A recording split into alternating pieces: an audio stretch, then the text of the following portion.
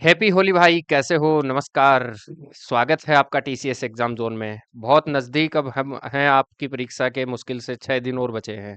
आज 13 तारीख हो चुकी है और 18 तारीख तक आप पढ़ पाएंगे।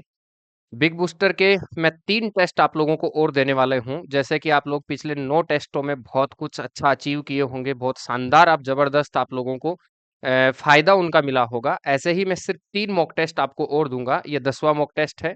इसके बाद में सिर्फ 2 मॉक टेस्ट आपको और दूंगा। केवल 12 मॉक टेस्ट के टारगेट में आप मैथ्स में से फुल मार्क्स करके आओगे। कोई दिक्कत नहीं होगी, किसी को भी कोई टेंशन नहीं होगी, ठीक है? तो आज होली है। ऐसा बिल्कुल नहीं करना है कि कहीं आप मोटिवेशन देख के यूट्यूब पे कि अब तो होली तभी मनाएंगे, दिवाली तभी मनाएंगे जब नौकरी लग जाएंगे। ऐसा कुछ भी नहीं है, ठीक है? नौकरी जिंदगी का एक हिस्सा है, ठीक है? जिंदगी जीने के लिए नौकरी जो है वो एक हिस्सा है, पैसा कमाने के लिए एक जरिया है। बाकी इसके लिए ये नहीं है कि आप चिल कीजिए आराम से, शाम को 2 घंटे निकालिए। बस ये नहीं करना है कि 3 दिन बर्बाद कर दिए होली के पीछे। शाम को 2 घंटे निकालिए, घर वालों के साथ बैठिए आराम से, चावल खाइए, जो मिठाई खानी है खाइए, आराम से बढ़िया से होली मनाइए। बाकी पढ़ते रहिए। बहरहाल, हम आज मॉक टेस्ट 10वां शुरू करने जा रहे हैं। ये रिकॉर्डेड मोड पर है टोटल। देखें, जैसे एक पहला सवाल आप लोगों के सामने है और ये एवरेज का एक सवाल है, ठीक है? हिट एंड ट्राई मेथड से हम इन्हें बनाएंगे। ये कहता है कि A1, A2, A3 और A4 का औसत 19.5 है। A1 21 है। इन सब का एवरेज आपको 19.5 दे दिया है और एवरेज A1 की वैल्यू दे रखी है आपको 21। तो कहता है कि A1, A2, A3 का औसत A2, A3, A4 के बराबर है। ये बहुत बढ़िया बात कह दी अगले ने। इसका मतलब है कि A1, A2, A3 का एवरेज A2, A3, A4 के एवरेज के बराबर है। अगर भाई एवरेज बराबर हो ना, तो इसका मतलब योग भी बराबर होगा। और अगर योग भी बराबर होगा तो आप लोग ये कह सकते हैं कि A1 plus A2 plus A3 जो है वो बराबर होगा A2 plus A3 plus A4 के। ये दोनों बराबर होंगे? आप कहेंगे हाँ सर। भाई अगर योग बराबर है ना, सीधी सी बात है, अगर योग बराबर है, औसत बराबर है, तो योग भी बराबर होगा। अब आप सोच के देखिए कि A1 की जगह A1 है, A2 की जगह A2 है और A3 की जगह A3 है। इसका मतलब डेफिनेट A4 और A1 दोनों बराबर होंगे। इसका मतलब तुम कह सकते हो कि A1 बराबर है A4 के। अब पर्सन कहता है कि A1 का वैल्यू 21 है, तो इसका मतलब A4 का वैल्यू भी 21 है। आंसर नंबर कितना बन जाएगा आपका? 3 नंबर बन जाएगा। मतलब इसमें 19.5 पर कोई काम करने की जरूरत नहीं है, सोचने की जरूरत नहीं है। साफ साफ कहता है कि A1, A2, A3 का औसत A2, A3, A4 के औसत के बराबर है। ये औसत के बराबर है तो योग भी बराबर होगा, इसलिए A2 से A2, A3 से A3 कट जाएगा। तो A1 और A4 आपस में बराबर होंगे। A1 21 है तो A4 भी कितना होगा? 21 होगा।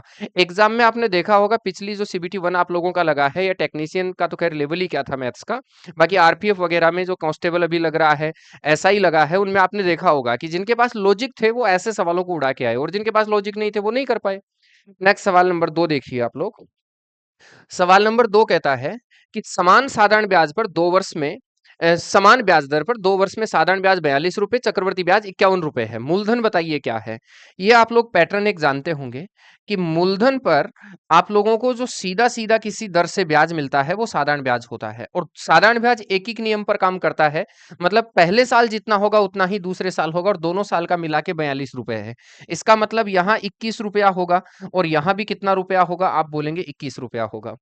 चक्रवर्ती ब्याज क्या होता है? साधारण ब्याज के साथ में इस ब्याज पर जो ब्याज लगता है ना, वो आप लोगों का क्या बन जाता है?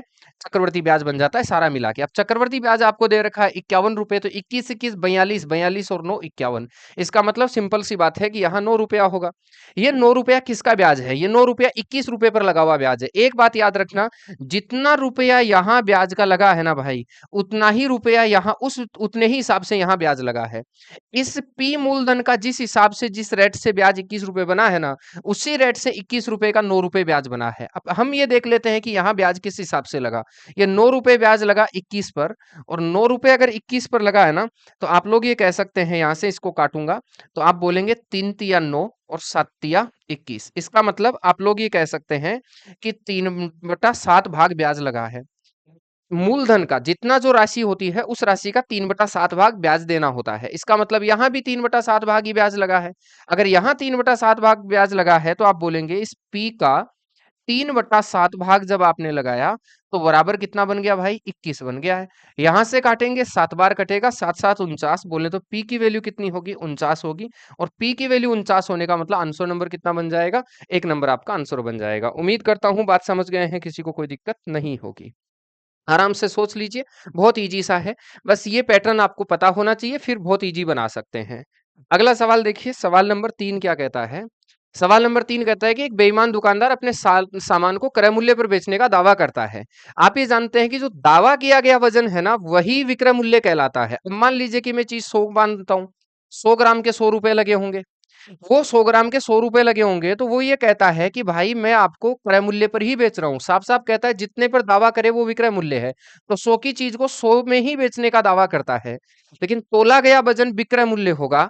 और ये कहता है कि वह एक ऐसे बाट का प्रयोग करता है जिसका वजन वास्तव में उस पर लिखे वजन से 46% कम है।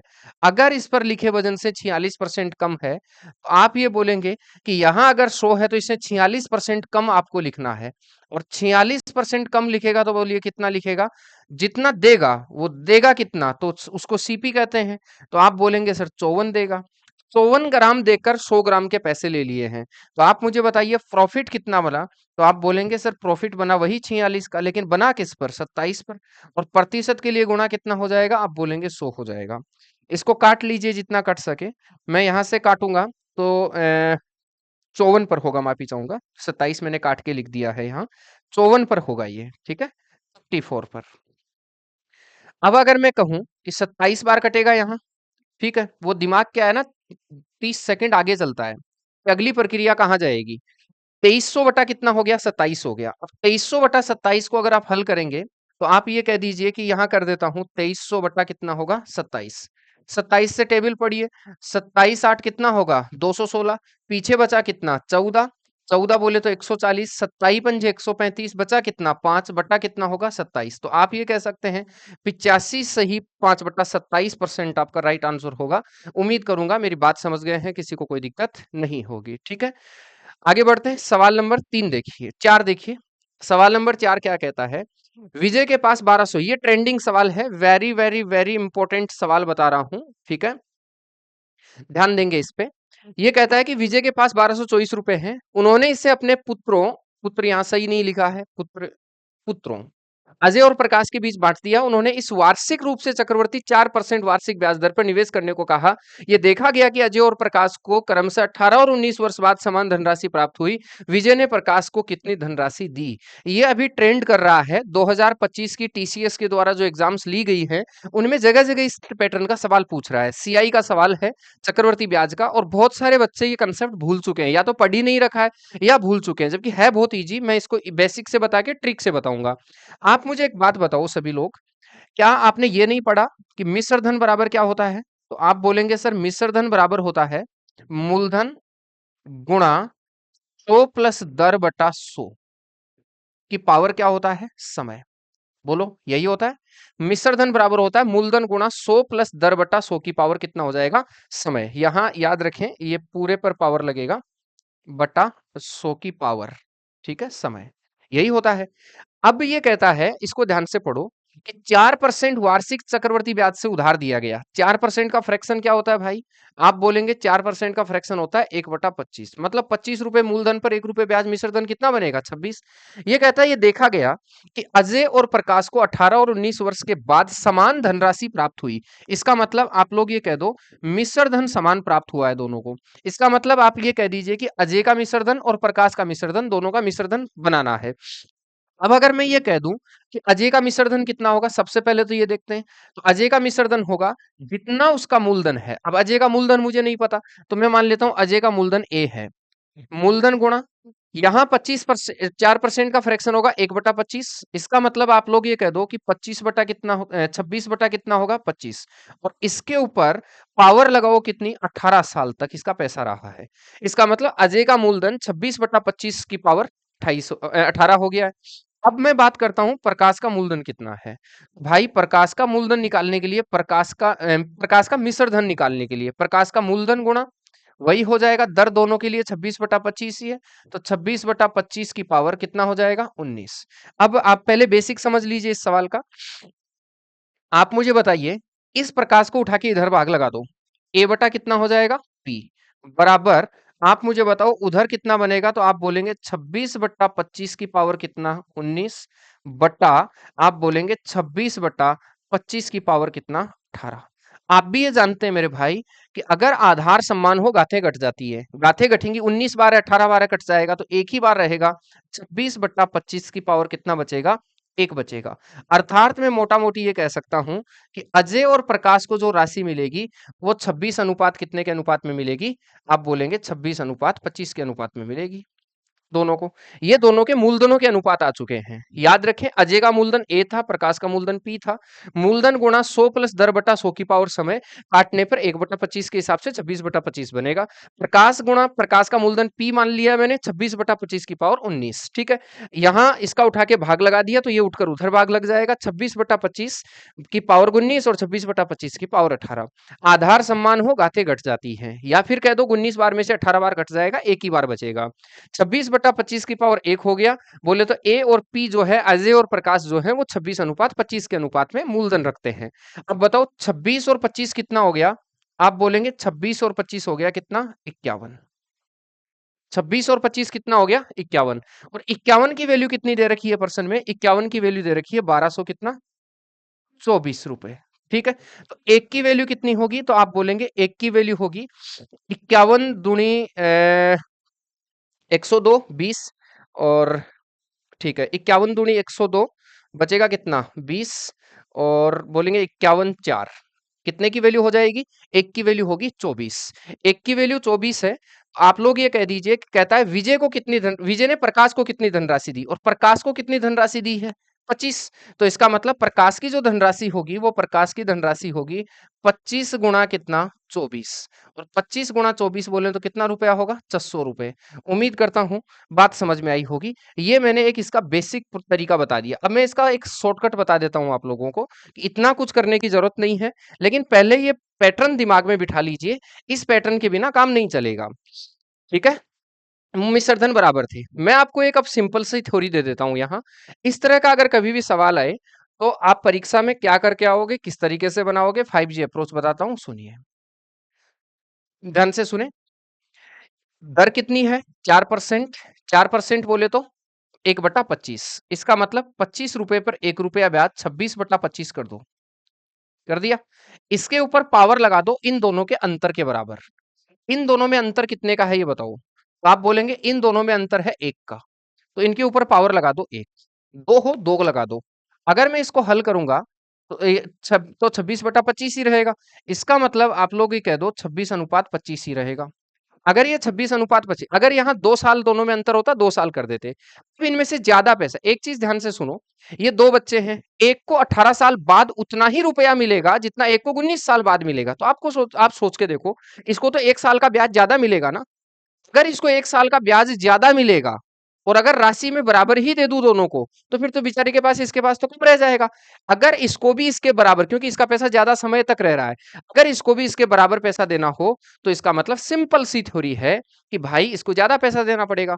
इसका मतलब जिसकी आय, जिसका पैसा, आप ये देख लो किसका पैसा कितने दिन रहेगा, जिसका पैसा कम समय के लिए रह रहा है उसको ज्यादा पैसा देना पड़ेगा। तो यहाँ ज्यादा पहला कौन है अजय, इसका मतलब अजय को आपको 26 देना पड़ेगा और प्रकाश को कितना देना पड़ेगा 25। आप मुझे बताइए 25 और 26 कितना हो गया 51, 51 की वैल्यू कितनी है 1224 रुपए। एक की वैल्यू कितनी होगी, तो आप बोलेंगे सर अभी हल करा था 24 होगी। 25 की वैल्यू कितनी होगी, आप इसको गुणा 24 कर दीजिए, बोले तो कितना हो जाएगा 600 रुपए आपका आंसर हो जाएगा। उम्मीद करूंगा किसी को कोई दिक्कत नहीं होगी। ठीक है, तो इसका मतलब प्रकाश को 600 रुपया मिला है और इसको ज्यादा मिल जाएगा। इसको मिल जाएगा 500, 624 माइनस 1, 624 हो जाएगा, 25 माइनस 1। ठीक है, तो अजय को मिलेगा 624 और इसको मिलेगा 600 कितना, टोटल 600 रुपए। उम्मीद करूंगा बात समझ गए हैं। क्या समझो फिर से इसको समझ लेना।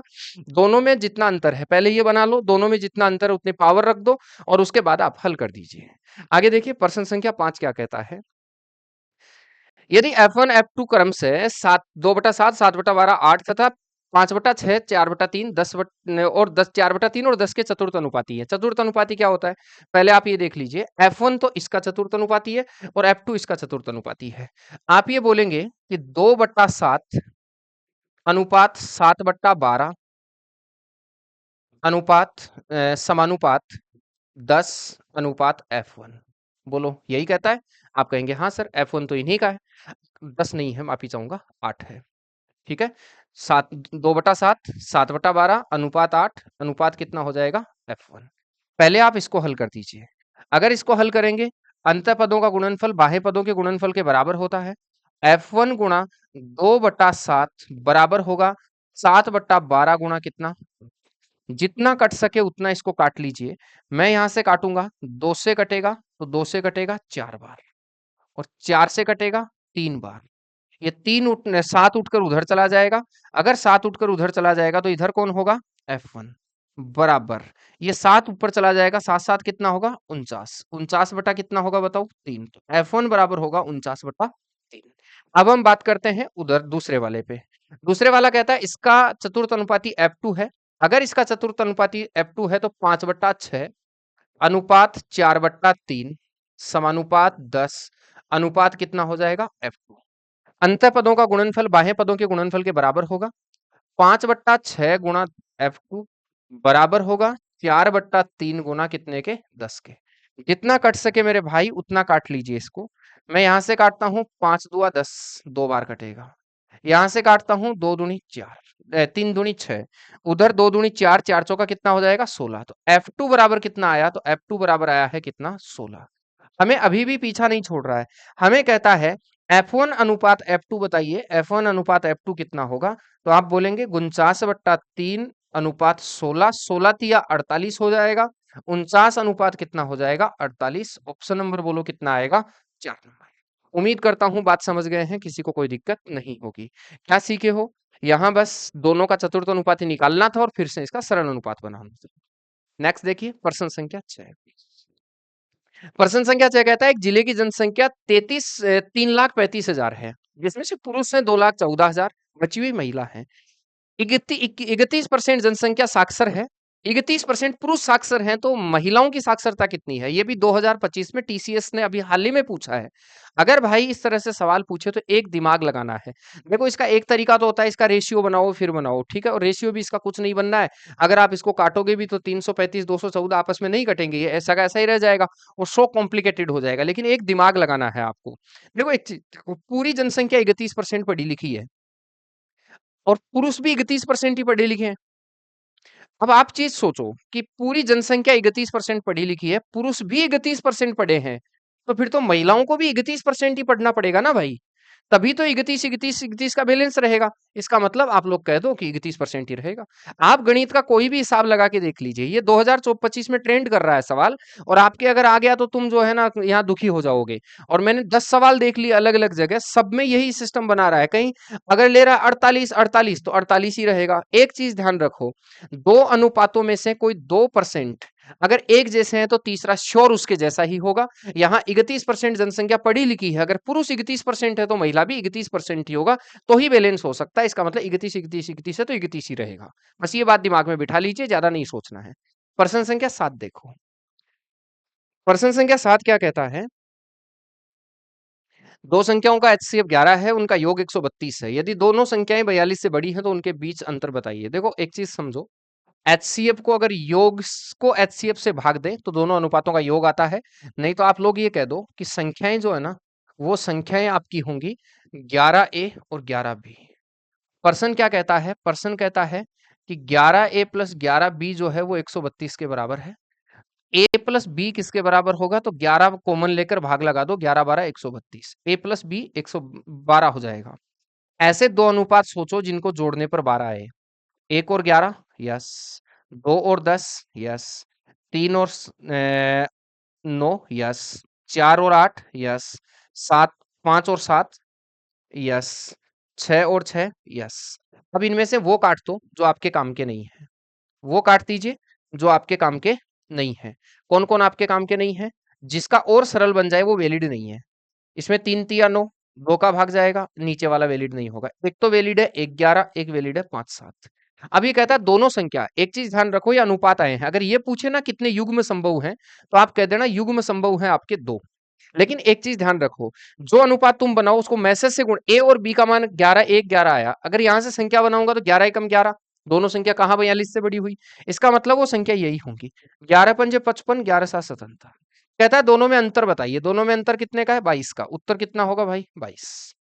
ठीक है, अनुपातों को किससे गुणा कर दोगे, एचसीएफ से गुणा कर देंगे, आपको अनुपात ओरिजिनल संख्या मिल जाएंगी। आगे देखिए प्रश्न संख्या 8। प्रश्न संख्या 8 क्या कहता है, चार समबाहु त्रिभुज हैं जिनकी भुजाएं 95, 76, 57 और 152 है।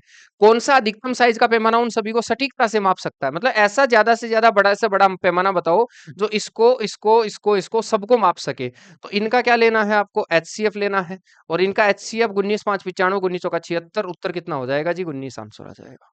ठीक है, केवल एचसीएफ लेना है क्योंकि इनकी भुजाओं को मापने वाला हमें देखना था। ठीक है, प्रश्न संख्या कितना हो गया जी, 9।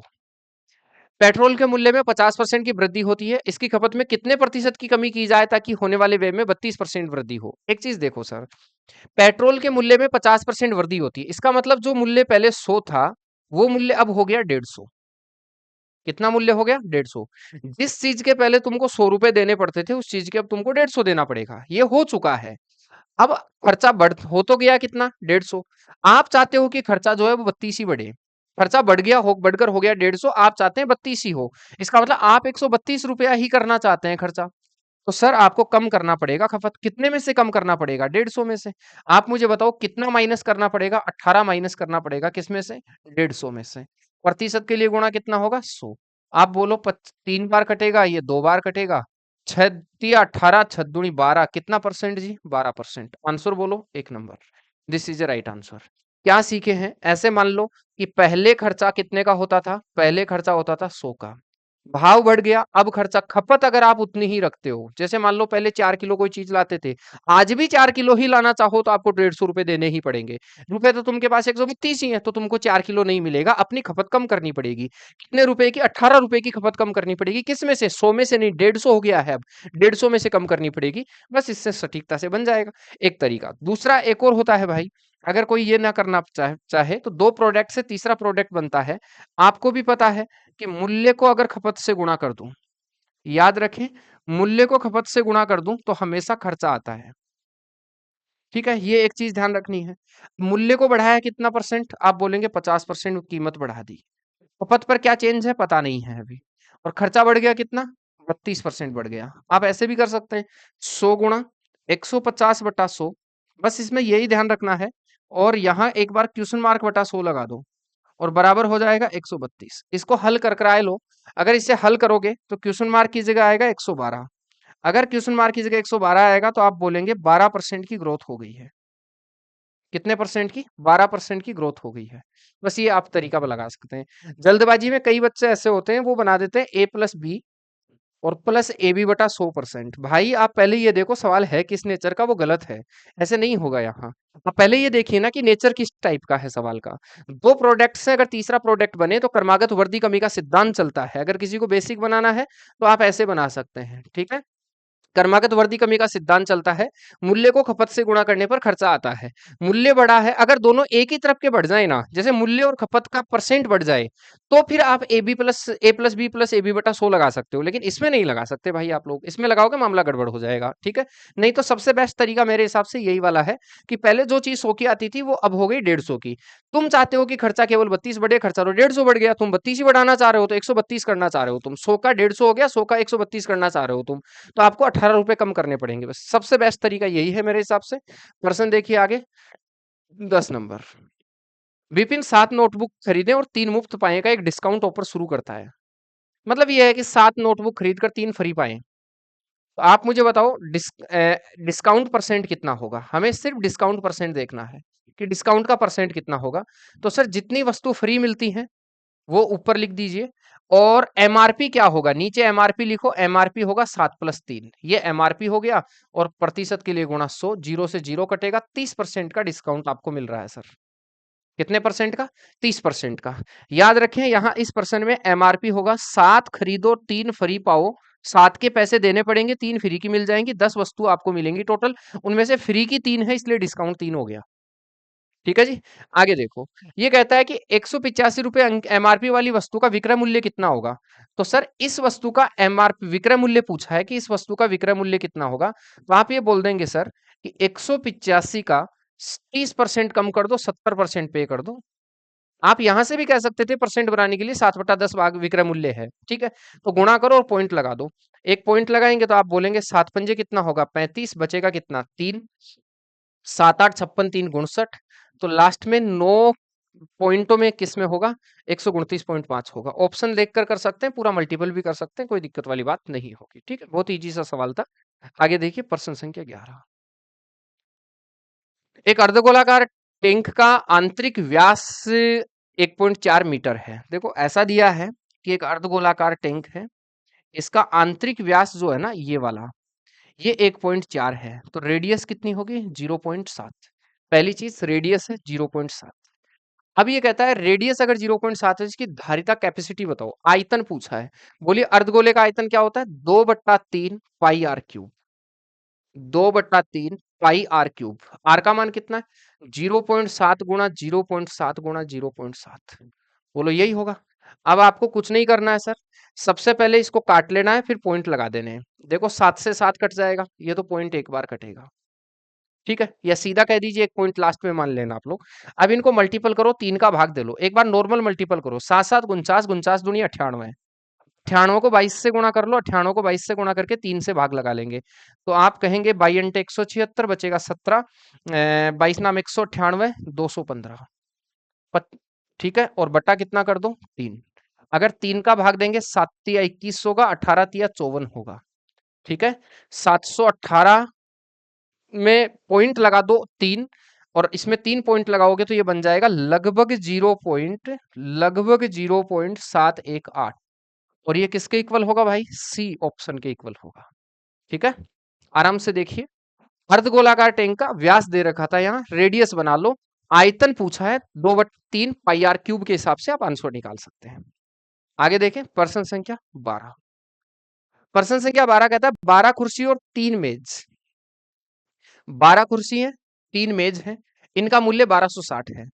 आप ये कह दो कि 12 तो चेयर है प्लस 3 टेबल है, मेज माने टेबल कह दीजिए, और ये मिला के कितने में खरीदी गई 12,600 में खरीदी गई, दोनों तीनों हिसाब है बस। 12 कुर्सी और 6 मेज मिला के 6 मेज है, यहाँ माफी चाहूंगा 3 नहीं है 6 मेज। 12 कुर्सी 6 मेज 12,600 में खरीद ली। ये कहता है एक मेज का मूल्य, एवरेज मूल्य 1500 है। आप सोच के देखो, कर इसका एक का एवरेज 1500 है, तो इन 6 का कितना होगा, तो 15 6 90, इन 6 का मूल्य हो गया 9,000 रुपए, क्योंकि एक का कितना था 1500। अगर इनका मूल्य, तो फिर इनका 12 का मूल्य कितना बचा, तो आप बोलेंगे सर 12,600 में से 9,000 घटा दो, 3,400 रुपया बचेगा इन 12 चेयर का मूल्य। अगर 12 चेयर का मूल्य 3,400 है, एक चेयर का मूल्य कितना होगा मुझे बताओ, तो आप बोलेंगे एक चेयर का मूल्य हो जाएगा 300 रुपए, क्योंकि 300 के हिसाब से 12 तिया 36 होगा, और उत्तर कितना आ जाएगा भाई, 1 नंबर आपका आंसर हो जाएगा। सोच के देखिए बहुत इजी सा है। 12 कुर्सी 6 टेबल का मूल्य 12,600 था, एक टेबल का मूल्य आपको 9 1500 दे रखा है, 15 छिकी 90, 9,000 रुपए हो गया, तो इनका हो गया 3600। 12 तिया 3600 मतलब एक का कितना होगा 300। प्रश्न संख्या देखिए 13। क्या कहता है प्रश्न संख्या 13, 79 - 10 गुणा 2 + 3, मतलब सिंप्लीफिकेशन है, अंदर से बाहर की ओर हल करेंगे, दिमाग लगाते हैं। पहले देखो 6 में से 5 गया तो 1, 1 को 6 से गुणा किया तो आप बोलेंगे 6 ही होगा। फिर 6 को 2 से गुणा किया तो 12, 12 में से 12 गया तो 0, 0 हो गया। 0 में किसी भी संख्या का भाग देते हैं तो 0 ही आता है। 0 को 3 से गुणा करेंगे तो 0 ही आएगा, मतलब यहां तक का सारा 0 हो गया। आप बोलेंगे सर 79 - 10 गुणा 2 + 0, 10 दूनी 20, 20 बोले तो 59। आंसर कितना होगा 4 नंबर। बहुत सिंपल सा है। सवाल को देखो कितनी जल्दी बनाते हो, मुद्दा यही है। ऐसा नहीं है एरा गैरा सवाल नहीं है, पूरा कंफ्यूज करने वाला सवाल है सर। प्रश्न संख्या 14 देखो। प्रश्न संख्या 14 कहता है एक व्यक्ति 6 घंटे में 60 किलोमीटर की दूरी तय करने की योजना बनाता है।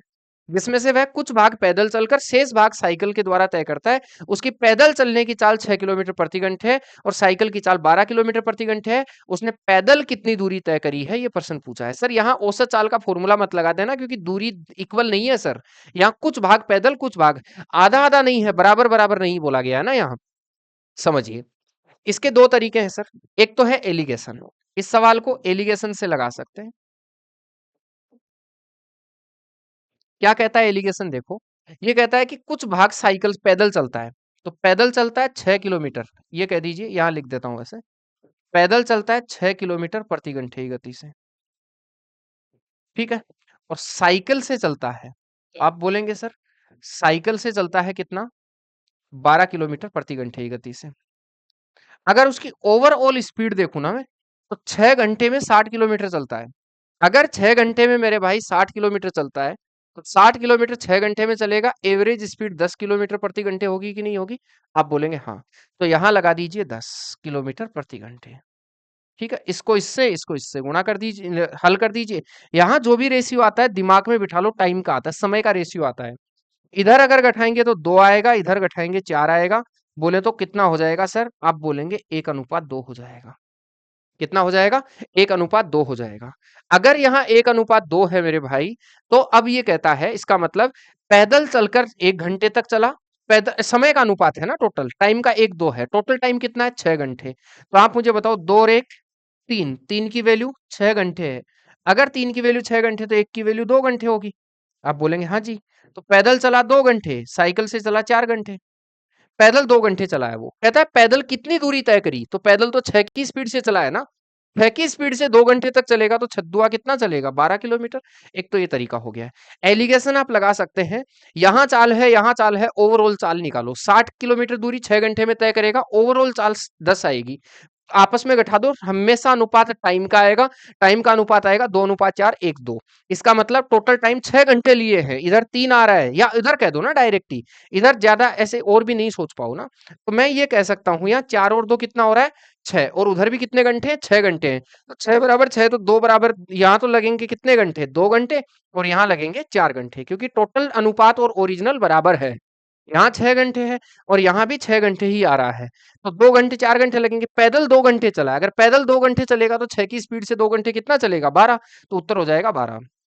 प्रश्न संख्या देखिए आगे, 15।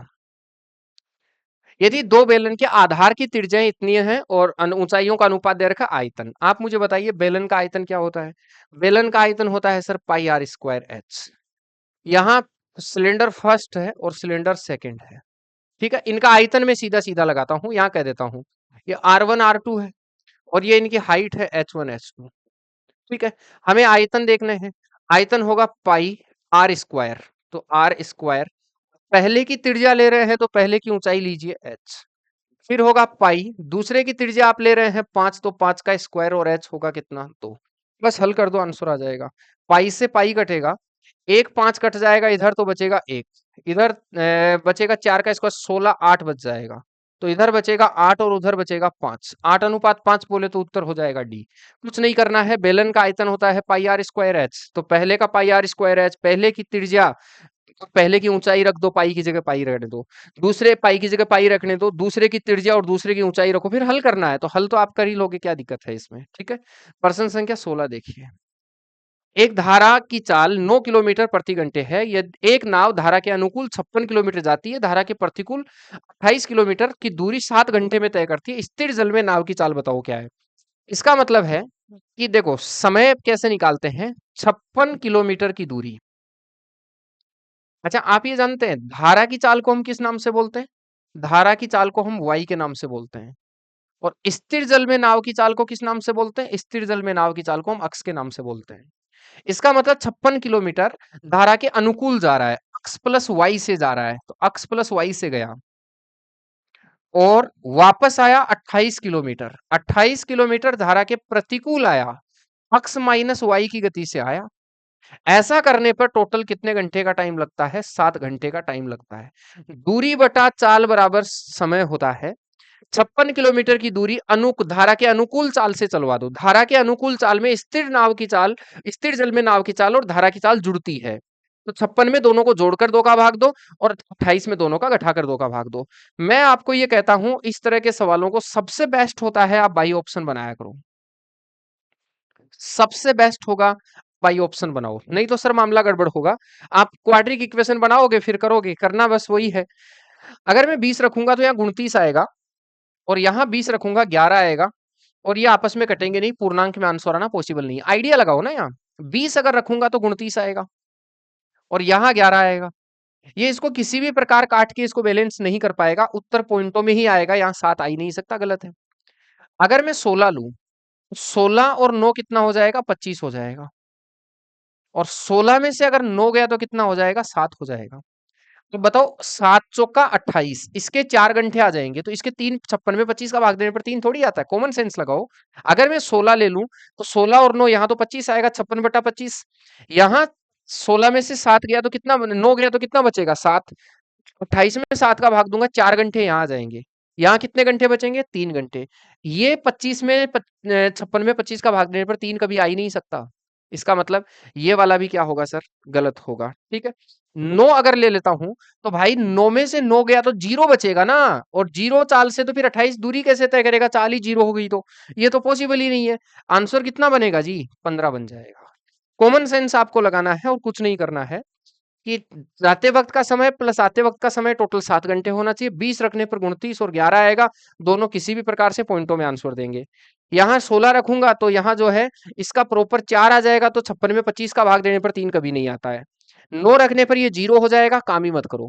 का 15 आएगा, तुम रख के हल करके देख लो, उत्तर यही आएगा। ठीक है सर, आगे देखो प्रश्न संख्या 17। समांतर चतुर्भुज की भुजाएं 12 और कितनी है, 17।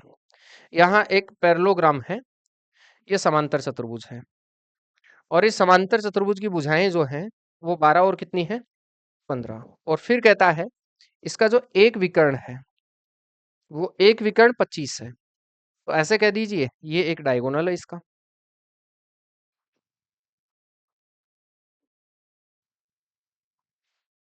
ठीक है, यहाँ कहेगा 12 और यहाँ कहेगा 17। ठीक है, और एक विकर्ण 25 है। कहता है इसका एरिया बताओ। आप मुझे बताओ, मैं इसको नाम दे दूं ए, बी, सी और डी। अगर इसका क्षेत्रफल निकालना हो, आपको नहीं लगता त्रिभुज ए बी डी का क्षेत्रफल प्लस त्रिभुज बी सी डी का क्षेत्रफल, बोलो यस और नो। आप कहेंगे हाँ भाई, यही होंगे दोनों। एबीडी का क्षेत्रफल प्लस बीसीडी का क्षेत्रफल, ये दोनों का क्षेत्रफल निकाल दो। अब आप है ना कॉमन सेंस फिर लगाओ। समांतर चतुर्भुज में 2 भुजा और एक विकर्ण दिया था, ये एक विषमबाहु त्रिभुज बना कि नहीं बना। आप मुझे बताओ ये एक विषमबाहु त्रिभुज है कि नहीं है, आप कहेंगे हाँ। अगर इस विषमबाहु त्रिभुज का क्षेत्रफल निकाल दो तो उतना का उतना ही उसका हो जाएगा, डबल कर दो। विषमबाहु त्रिभुज का क्षेत्रफल क्या होता है, S, S minus A, S minus B और एस माइनस सी। बोलो हाँ कि ना। ये एक त्रिभुज का क्षेत्रफल आ जाएगा इसका, जितना क्षेत्रफल इसका आएगा उतना का उतना ही तो इसका आना है। इसका क्षेत्रफल होगा S, S minus A, S minus B, S minus C का अंडर रूट, और जो इसका क्षेत्रफल आए उसका डबल कर दो। तो बताओ पूरे चतुर्भुज का क्षेत्रफल आ गया कि नहीं आया, आप कहेंगे हाँ सर। लेकिन यहाँ एस कौन है, तो आप बोलेंगे सर एस के लिए इन तीनों को जोड़कर 2 का भाग देंगे। 12 प्लस 17 और प्लस कितना होगा जी, 25। इनको जोड़ो और 2 का भाग दे दीजिए। एस का मान अगर देखेंगे तो 17 12 कितने, 25 17 कितना हो गया, 42 54 27। तो इसका मतलब एस का मान कितना आ गया, 27। आप बोलेंगे गुरुजी 2 गुणा अंडर रूट 27 गुणा 27 माइनस पहली भुजा, घटा दो 27 में से 12 गया 15, 27 माइनस दूसरी भुजा, 27 में से 17 गया 12, 27 माइनस तीसरी भुजा 25 कम करो 2। आप बोलेंगे गुरुजी 2 गुणा, अगर इसका अंडर रूट निकालने में किसी को दिक्कत आती है तो इसको कह दो 9 तिया 27, इसको कह दो 3 पंजे 15, इसको कह दीजिए सर 10 आएगा, यहाँ 10 ही था। ठीक है, घटाएंगे ना, 17 घटाएंगे 10 ही बचेगा। यहाँ कह दो 5 दूनी 10 और यहाँ कह दो सिर्फ 2, बस। अब बताओ 2 गुणा 9 का अंडर रूट कितना होता है, 3। 3 गुणा 3 का अंडर रूट कितना होगा, 3। 5 गुणा 5 का अंडर रूट कितना होगा, 5। 2 गुणा 2 का अंडर रूट कितना होगा, 2। बोलो 3 तिया 9, 9 दूनी 18, 18 10 180। उत्तर निकालने पर 180 आया कि नहीं आया? आप बोलेंगे हाँ सर। आंसर नंबर बोलो कितना बनेगा? 4। कोई दिक्कत है किसी को? बहुत शानदार सवाल है। परीक्षा में है ना गड़बड़ी आ जाती है कि समांतर चतुर्भुज का क्षेत्रफल तो आधार गुणा ऊंचाई पढ़ा था हमने, ये कहाँ से आ गया? याद रखो यहाँ दो समबाहु त्रिभुज बन गए, दो विषमबाहु त्रिभुज बन गए हैं। प्रश्न संख्या 18 देखिए। ये भी आपके एएलपी सीबीटी 1 में इस तरह के सवाल खूब आए हुए हैं, इसलिए इस तरह का एक सवाल लिया है। ये बनने का एक ही तरीका है इसका। जब किसी भिन्न के अंश और हर दोनों में एक जोड़ा जाता है, मैं मान लेता हूं कि एक भिन्न a बटा b है। अगर दोनों में एक एक जोड़े, इसमें भी एक जोड़े, इसमें भी एक जोड़े, तो भिन्न प्राप्त होती है 2 बटा कितनी? 3। अगर मेरे भाई इसको हल करूंगा तो ये बनेगा 3a और प्लस 3 बराबर ये बनेगा 2b प्लस b 2। अगर इसको उठा के इधर ले आऊंगा तो 3a माइनस 2b बराबर बन जाएगा, प्लस का 3 उधर जाकर माइनस 1 हो जाएगा। तो आप बोलेंगे 3a माइनस 2b बराबर किसके हो जाएगा? 1 के। ठीक है। इसके बाद हम दूसरी बात करते हैं। दूसरा कहता है कि यदि अंश और हर दोनों में से दो घटाया जाए, इसमें से भी दो घटा दीजिए, इसमें से भी दो घटा दीजिए, तो उत्तर आ जाता है मेरे भाई 1/2। अगर मैं इसको हल करूंगा तो ये बनेगा 2a प्लस 4 बराबर बन जाएगा 2b माइनस 2। यही होगा। अगर मैं इसको उठा के इधर ले आऊंगा तो आप बनाएंगे 2a माइनस 2b बराबर, माइनस का 4 उधर चला जाएगा, दोनों में से दो ही घटाया जाता है ना। a माइनस 2 b माइनस 2 1/2 होता है, 2 और 2 दूनी 4, माइनस 4 होगा ना यहाँ, माइनस का 4। ठीक है। ये उठकर उधर चला जाएगा तो किसका हो जाएगा? प्लस का। एक ये बन गया है। अब भाई दोनों जगह या तो a की वैल्यू बराबर होनी चाहिए या b की वैल्यू बराबर होनी चाहिए। एक बार देख लीजिए, ये ठीक नहीं बना है शायद। इधर होगा अंश और हर दोनों में से दो घटाया जाए तो 1/2 आता है। 2 एकम 2, 2 दूनी 4। इधर एक एक ही बचेगा। मैं दोनों तरफ गुणा कर रहा हूँ भाई। b माइनस कितना बनेगा? 2। और b माइनस 2 बनेगा तो आप बोलेंगे 2a माइनस b बराबर कितना बन जाएगा? 2। बैलेंस करो इसको। अगर मैं इसको बैलेंस करूंगा, इधर का 2b है तो इसको भी मैं 2b बना लेता हूँ, तो 2 से गुणा कर देता हूँ, इसको बनाऊंगा 4a, इसको बनाऊंगा 2b, और बराबर कितना बन जाएगा? 2 दूनी 4। मैं इसको गुणा 2 कर दिया हूं। क्यों गुणा किया आप समझ गए होंगे, क्योंकि दोनों को हल करने के लिए या तो a का मान बराबर होना चाहिए या b का मान बराबर होना चाहिए। अब इन दोनों को आपस में कंपैरिजन करो। 4 में से 3 गया तो कितना बचेगा? a। 2 से 2 गया, 4 में से माइनस 1 गया तो बचेगा 5। देखो 4 में से घटा रहा हूं मैं, माइनस 1 घटाऊंगा, माइनस माइनस प्लस हो जाएगा। a का मान कितना आ गया? 5। a का मान 5 आ गया, कहीं भी रख दो, यहीं रखता हूं। 5 दूनी 10, 10 में से कितना घटाऊं कि 2 आ जाए? तो 8 घटा दो, तो b का मान कितना आ गया? 8। हमें कहता है मूल भिन्न के अंश और हर का योग बताओ। 8 और 5 कितना हो जाएगा? 13। आंसर बोलो कितना बनेगा? 13। बहुत जबरदस्त सवाल है सर। थोड़ा सा दिमाग को बैलेंस करके आप इसे हल कीजिए, फिर कोई दिक्कत नहीं है। ठीक है। आगे देखिए प्रश्न संख्या 19। सरल कीजिए A square plus 9b square plus C minus 6ab plus 6bc minus 2ac किसके इक्वल है?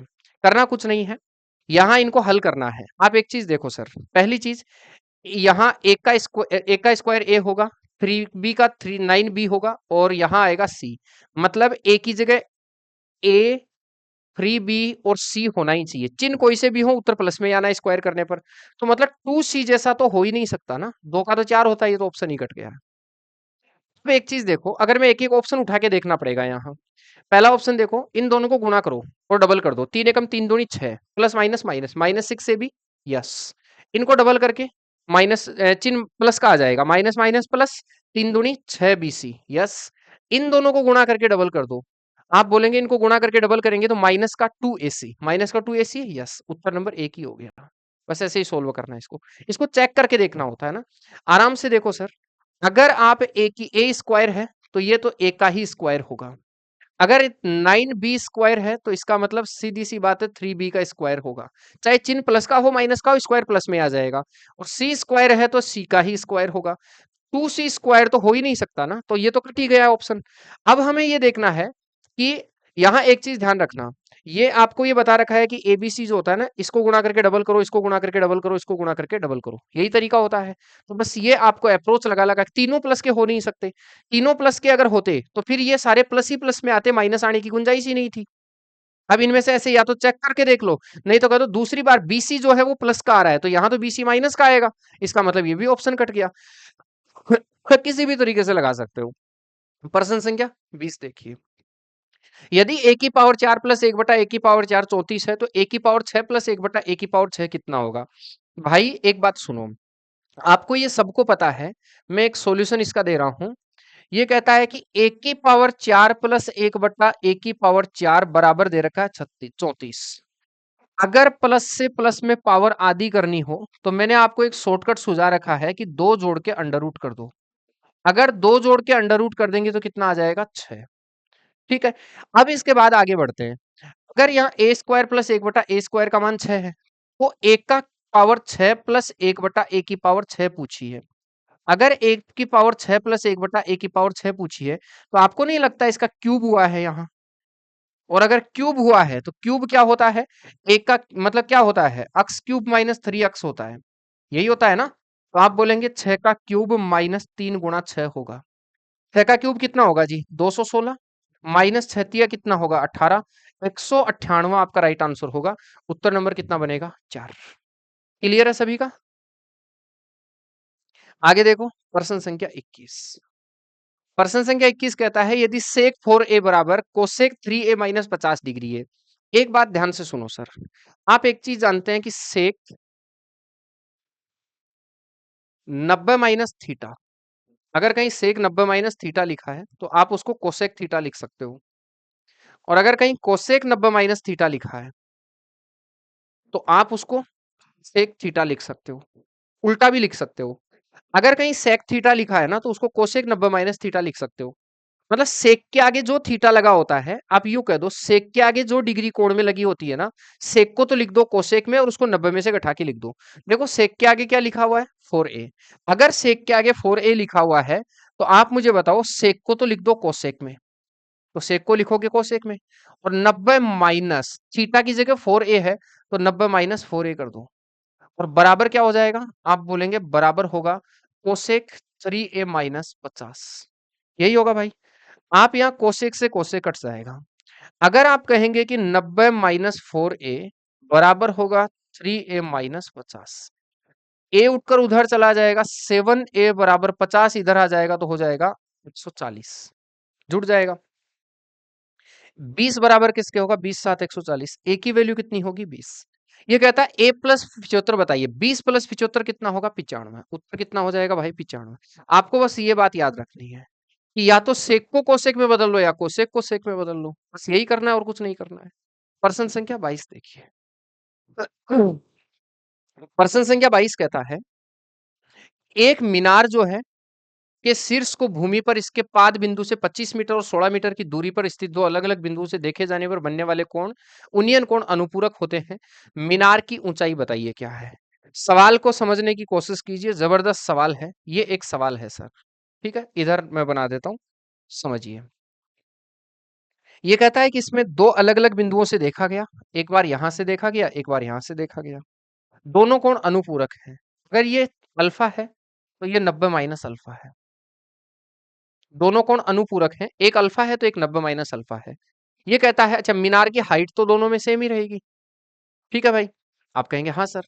ये कहता है भूमि के शीर्ष से एक तो जा रहा है, इससे यहां से एक तो जा रहा है 25 मीटर पर, तो ये तो जा रहा है 25 मीटर पर, और ये वाला जो जा रहा है ना भाई, ये जा रहा है 36 मीटर पे।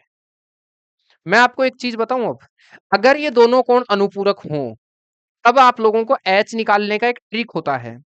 अगर दोनों कोण अनुपूरक हैं तो एच निकालने का ट्रिक होता है कि आधार से दोनों डिग्री डिग्री के लिए जो जो दूरी है ना उसका गुणा करके अंडर रूट कर दो। 5 से गुणा कितना हो जाएगा? 6, और 5 से कितना हो जाएगा? 30। 36 ही 16 है सर, 16 है तो उल्टा लिख दिया मैंने, 36 ध्यान से नहीं पढ़ा है, माफी चाहूंगा। ऊपर जो है दिमाग, यहाँ तो ये 16 है एक, और ये 25 है, 16 और 25 ही है ना, तो 16 और 25 ले लो, तो आप बोलेंगे 16 गुणा 25 का अंडर रूट होगा, और 16 गुणा 25 का अंडर रूट बोले तो 4 पंजे 20, 20 मीटर आपका आंसर आएगा। उत्तर 20 मीटर है, एक तरीका है। दूसरा तरीका है, अगर किसी को ट्रिक नहीं लगाना, एक तो याद रख लो अगर दोनों कोण अनुपूरक हैं तो हाइट निकालने का तरीका होता है, अगर दोनों कोण अनुपूरक हो तो मूल बिंदु से जो पाद बिंदु है इससे पहले डिग्री के लिए डिस्टेंस और दूसरी डिग्री के लिए जो डिस्टेंस है ना, वो दोनों आप लोगों को मल्टीपल करके अंडर रूट कर देना है। नहीं तो दूसरा एक चीज देखो, पहली कंडीशन से देखो, मुझे एक बात बताओ, पहली कंडीशन है टेन 90 माइनस अल्फा, तो टेन 90 माइनस अल्फा बराबर होगा एच बटा 16। अच्छा, टेन 90 माइनस अल्फा बराबर क्या होता है? टेन 90 माइनस अल्फा होता है कोट अल्फा। अरे ten 90 minus theta cot theta नहीं होता है क्या? कोट थीटा बराबर होगा एच बटा 16। अच्छा, अगर कोट थीटा का मान आपको दे रखा है तो टेन का उल्टा होता है, कोट का उल्टा टेन होता है, तो टेन बराबर होगा 16 बटा एच, तो ये तो हो गया 16 बटा एच, पहली कंडीशन। अब कंडीशन नंबर 2 देखते हैं भाई। कंडीशन नंबर 2 क्या कहती है कि tan alpha, only tan alpha है ना, उसके लिए बराबर होगा एच बटा 25। ये टेन अल्फा का मान हो गया। आप थोड़ा सा सोच के देखो कि ये भी टेन अल्फा का मान है, ये भी टेन अल्फा का मान है, आपको नहीं लगता है दोनों बराबर हैं? आप कहेंगे हाँ सर। अगर दोनों बराबर हैं तो आप बोलेंगे एच बटा 25 बराबर हो जाएगा 16 बटा कितना एच, क्रॉस मल्टीपल करेंगे, एच स्क्वायर बराबर क्या बनेगा? एच स्क्वायर बराबर बनेगा 25 गुना 16। आप मुझे बताइए एच बराबर कितना बन जाएगा? अंडर रूट 25 बटा 16, 25 गुना 16, और बराबर वही कितना आ जाएगा 20। मैंने भी तो यही ट्रिक बताई थी आपको। दोनों में से जो ठीक लगे वो तरीका अपना लीजिए, बढ़िया प्रश्न है सर। प्रश्न संख्या देखते हैं भाई 23। प्रश्न संख्या 23 कहता है दो वर्तों की त्रिज्या 3.5 और 4.5 है। दो वर्त हैं, उनके केंद्रों के बीच की दूरी 10 है, 4 3 7 1 8 अलग अलग हैं। एक वर्त ऐसे है, एक वर्त ऐसे है, दो अलग अलग वर्त हैं, एक छोटा हो सकता है, हम छोटा ले लेते हैं, क्या फर्क पड़ता है। ठीक है, ये कहता है कि उनकी त्रिज्याएं 3.5 है। पहली बात, उनके सेंटर, इनकी एक की रेडियस जो है बड़े वाली की 4.5 ले लो, और छोटे वाली की रेडियस जो है वो ले लीजिए 3 पॉइंट कितना 5। ठीक है, इनके बीच की जो डिस्टेंस है वो आपको दे रखी है कितनी 10 मीटर। इनके बीच की डिस्टेंस 10 मीटर दे रखी है। कहता है कि उभयनिष्ठ अनुप्रस्थ रेखा बताओ। उभयनिष्ठ एक स्पर्श रेखा हम क्रिएट करते हैं, ये लो जो कॉमन स्पर्श रेखा है इसकी हम बात कर लेते हैं। ठीक है, इसके बारे में पूछ रहा है कि बताइए ये क्या होगा। इस अक्स वाई की बात कर रहा है, तो सर इस अक्स वाई को निकालने का एक तरीका होता है, अंडर रूट एक सूत्र होता है कि d square minus r one r का स्क्वायर प्लस आर का स्क्वायर, मतलब दोनों केंद्रों के बीच की दूरी का स्क्वायर करो, दोनों केंद्रों के बीच की दूरी का स्क्वायर, दोनों त्रिज्याओं के योग का स्क्वायर, दोनों त्रिज्याओं के योग का स्क्वायर। 8 का स्क्वायर, 10 का स्क्वायर कितना होता है 100, 8 का स्क्वायर कितना होता है 64, तो में से अगर 64 कम कर दूंगा 36, और 36 का अंडर रूट कितना हो जाएगा बोलो 6। आप बोलेंगे उत्तर होगा 6, ऑप्शन है yes, 6 centimetre is right answer. ठीक है, ये बहुत सारे लोगों को पता होगा, आप समझ गए होंगे क्या होता है d square minus r one का स्क्वायर प्लस आर टू का स्क्वायर। और अगर ये दोनों एक दूसरे को काट रहे हो, एक दूसरे को मर्ज कर रहे हो, तब हो जाता है डी वन का d one plus d square plus r one plus r two का स्क्वायर। इस तरीके से आप बना देते हैं। ठीक है, प्रश्न संख्या देखिए कितना 24। कहता है निम्न बंटन का माध्य 8 है।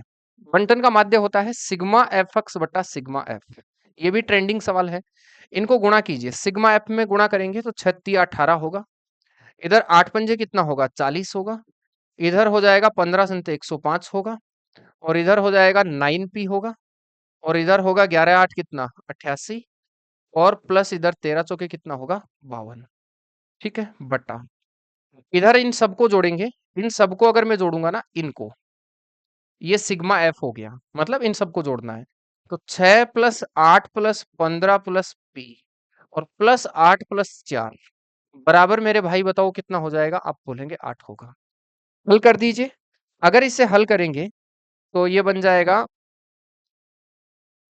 18 और 48 40 58, 58 और 163, 163 तो एक हो गया है, इधर दो इसको दे देंगे तो 90, 9 और 5 140, बोले तो 303, 303 प्लस 9p बट्टा इनको अगर जोड़ूंगा तो 8 से 14, 14 5 29, 29 37 41, तो ये बन जाएगा 41 प्लस p बराबर कितना बन गया जी 8। अगर इसको हल करूंगा तो बनेगा 303 प्लस 9p बराबर, मल्टीपल करो 8 एकम 8 और 8 चौका 32, यही होता है, और बराबर बन जाएगा 8p। सर जगह कम है, ऊपर हल कर रहा हूं, प्लीज देखें। इस 8 को उठाकर 9 में से घटा दो तो बचेगा 1p, बराबर इस 330 को उठाकर 328 में से घटा दो 303 को, तो बनेगा 25। तो पी की वैल्यू कितनी आ जाएगी? 25। ऑप्शन है, उत्तर नंबर बनेगा कितना? 4। देखो आराम से, सिग्मा एफ एक्स बटा सिग्मा एफ होता है, ये सब आप जानते हैं। प्रश्न संख्या देखिए सर 25, लास्ट क्वेश्चन है। 60 और 90 के बीच की सभी अभाज्य संख्याओं का योग बताइए क्या है? 60 से 90 के बीच में प्राइम नंबर, आप एक अच्छे कंपिटिटिव को 200 तक के प्राइम नंबर याद होने चाहिए भाई। अगर 60 से 90 के बीच की सभी अभाज्य संख्याओं का योग करेंगे तो बनेगा कितना? पहला बनेगा 61, 61 के बाद में बन जाएगा 67, 67 के बाद में 73, 73 के बाद में 73, 73 के बाद में 79, 79 के बाद में 83, 83 के बाद में 89, ये और 90 के बीच की देखनी है। 60 से 90 के बीच में हो जाएगा सर, फिर से देखो 61 हो गया, 67 हो गया, 71 हो गया, 73, 79, 83 और 89।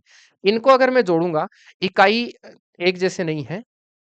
अगर इनको जोड़ूंगा 6 और 1 7 और 1 8, 8 और 1 9, 9 और 3 12, 12 और 9 21, 21 और 3 24, 24 और 9 33। ठीक है, तो दो ऑप्शन कट गए। ठीक है भाई, बचेगा 3।